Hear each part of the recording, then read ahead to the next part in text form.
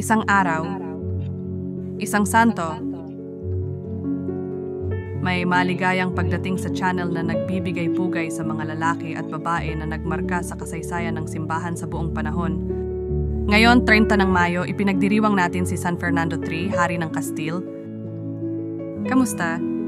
Si San Fernando III, nakilala rin bilang San Fernando ang Banal, ay isang hari ng Castile at Leon noong ika-13 siglo.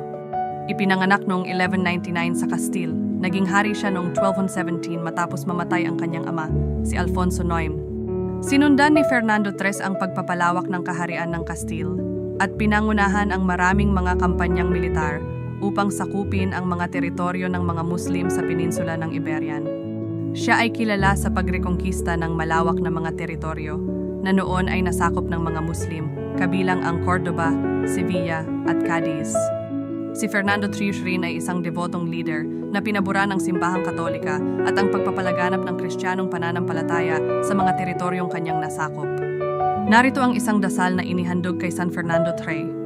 O Diyos, na nagbigay kay San Fernando III ng karunungan at lakas upang pamunuan ang kanyang kaharian nang may katarungan at upang palawakin ang Kristiyanong pananampalataya, bigyan mo kami sa pamamagitan ng kanyang pagtatawag ng biyaya upang magpatuloy sa pananampalataya at mamuhay ayon sa iyong mga aral.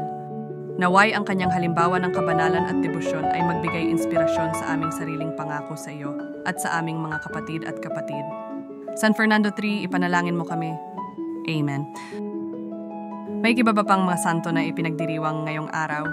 San Huberto. Ipakikilala namin sila sa aming mga susunod na video. Maligayang pagdiriwang sa lahat ng ipinanganak ngayong araw